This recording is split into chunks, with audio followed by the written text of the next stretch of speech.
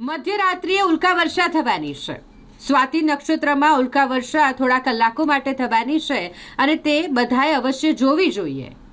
આ થોડા કલાકો માટે જે અવકાશીય ઘટના ઘટવાની છે તે વિશે વધુ માહિતી ખગોળશાસ્ત્રી દિવ્યદર્શન પુરોહિતે આપી છે। 2026ની સર્વપ્રથમ ખગોળીય ઘટના રૂવાડા ઉભી કરી દેનારી રહેશે, કેમ કે આજે મધ્યરાત્રિએ, આજની વાત કરીએ છીએ શુક્રવારની મધ્યરાત્રિએ લગભગ 2:30 વાગ્યાની આસપાસ સ્વાતિ નામનું નક્ષત્ર બધાને ખબર જ હશે, ઉત્તર પૂર્વની વચ્ચે દેખાય છે। એ સ્વાતિ નક્ષત્રની આસપાસથી ખરતા તારા દેખાશે, પરંતુ ગઈકાલે ચંદ્રમા પૃથ્વીની ખૂબ નજીક હતો। એક 1 તારીખે અને 3 તારીખે સુપરમૂન હશે, એટલે કે આજે 14નો ચંદ્રમા હશે, એટલે ચંદ્રમાની ચાંદની નડશે। એટલે શહેરની વાત કરીએ તો અંદાજે 5 થી 10 ખરતા તારા દેખાશે, જેને આપણે કહીએ કે ઉલ્કા વર્ષા ખરતા તારા। અને એ પાવાગઢ જેવા જંગલ વિસ્તારની વાત કરીએ તો 100 થી 150 સુધી પણ દેખાવાની સંભાવના છે। અને એ આકાશમાં પૃથ્વીની સપાટીથી લગભગ 100 કિલોમીટર ઉપર ધૂમકેતુએ છોડેલી ધૂળ પ્રવેશશે, એટલે સળગી જશે, એટલે આપણને એક લાંબો લીસોટો પડેલો દેખાશે।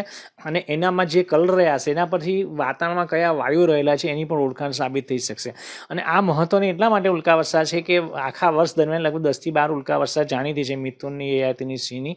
એમાં સૌથી પહેલી ઉલ્કા વર્ષા એટલે કે સૌથી પહેલી ખગોળીય ઘટના 2026નો શ્રી ગણેશ આજની ઘટનાથી થવા જઈ રહ્યો છે, એટલે આપણા માટે ખૂબ મહત્વની છે।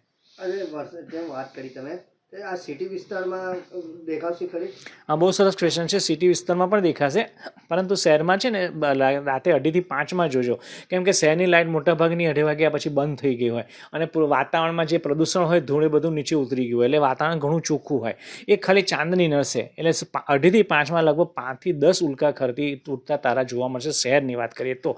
પણ જંગલ વિસ્તારની વાત કરીએ તો ગામડામાં 50 જેટલી, અને જંગલ વિસ્તારની વાત કરીએ તો 100-150, અને પહાડ પર જઈએ તો 200-250 પણ દેખાઈ શકે। પરંતુ વડોદરાની વાત કરીએ તો 5 થી 10 પ્રતિ કલાક ઉલ્કા 2:30 થી 5 જોવા મળશે સ્વાતિની।